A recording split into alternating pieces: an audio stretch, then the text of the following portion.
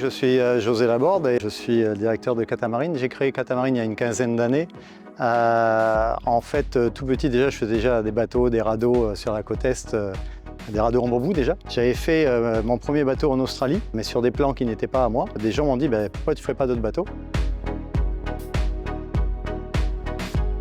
Quand j'ai commencé à construire des bateaux, il n'y avait pas de matériaux qui me satisfaisaient. Les mousses n'étaient pas assez solides, les composites n'étaient pas de bonne qualité. Avec l'expérience avec Jean-Luc Olmas et avec Starboard, on avait fait des planches de kite en bois et en nid d'abeille et personne n'avait réussi à les casser. Donc je m'étais dit un jour je ferai des bateaux avec ça.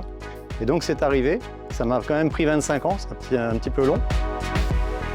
Ça offre des bateaux plus solides, plus légers. La particularité en plus, c'est que tous les bateaux, ils ont des hydrofoils qui servent à stabiliser le bateau et à rendre plus confortable la navigation. Il y a 3 ans de ça, en fait, j'étais presque tout seul. Il y avait juste Thomas qui m'avait rejoint. Il n'y avait presque rien. Il y avait beaucoup de déchets, c'était presque un dépotoir, un squat. Le gros problème qu'on avait, c'est qu'on avait un seul dock et je pouvais faire des bateaux jusqu'à 8 mètres. Grâce à TI, on a pu faire ce dock-là, ce grand dock, l'année dernière. Donc déjà là, on démarre 2 bateaux de 9 mètres. Ce qu'on ne pouvait presque pas faire avant. Les financements, donc, ça a été fait en début d'année dernière, puisque le dock, on l'a construit sur les 6 premiers mois de l'année. TI nous amène 50% de financement. L'autre partie a été financée par BPI, c'est une banque qui nous a suivis, la BNC. Et aujourd'hui, on est 7, un ingénieur architecte naval, un ébéniste aussi. Du coup, l'équipe s'étoffe vite et on n'est pas assez nombreux encore pour l'instant. On a un nouveau matériau avec une nouvelle mousse, une mémoire de forme en 3 dimensions qui résiste à tout en fait. On va remplacer ce nid d'abeille par cette mousse, toujours avec du bambou. Donc on a les premiers échantillons qui sont déjà faits en usine et on est en train de les envoyer à des laboratoires français pour analyse et après en certification. Donc ça, c'est le gros challenge de cette année, c'est d'obtenir cette certification de matériaux. On a déposé un brevet aussi, donc ça aussi, le problème c'est qu'un brevet ça prend 2-3 ans. Si on y arrive, effectivement, on pourra vendre ce matériau-là à des constructeurs en France ou en Asie du Sud-Est.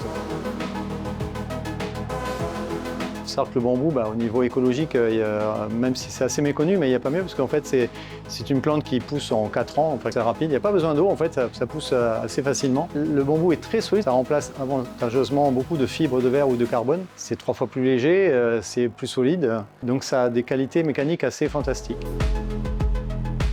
Au niveau du lagon, nos bateaux consomment à peu près 6 fois moins que beaucoup de bateaux. La matière première est totalement recyclable. Nos bateaux sont fiables, tellement fiables qu'ils sont pour la vie, donc ils ne sont pas vraiment destinés à être recyclés, mais au cas où, c'est recyclable.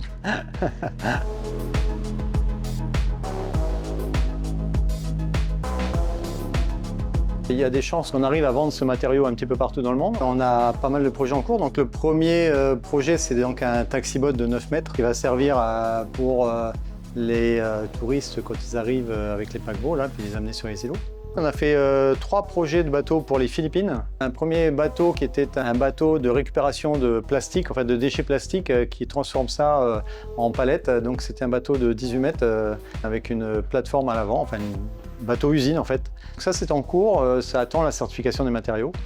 On a 2 bateaux ferry pour les Philippines de 20 mètres aussi en projet qui sont toujours d'actualité.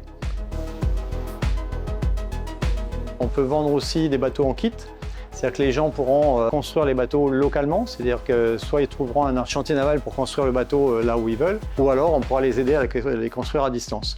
Donc ça c'est un petit peu le challenge qu'on essaye de faire, dans l'avenir, c'est faire un petit peu des bateaux en kit qu'on puisse exporter n'importe où dans le monde.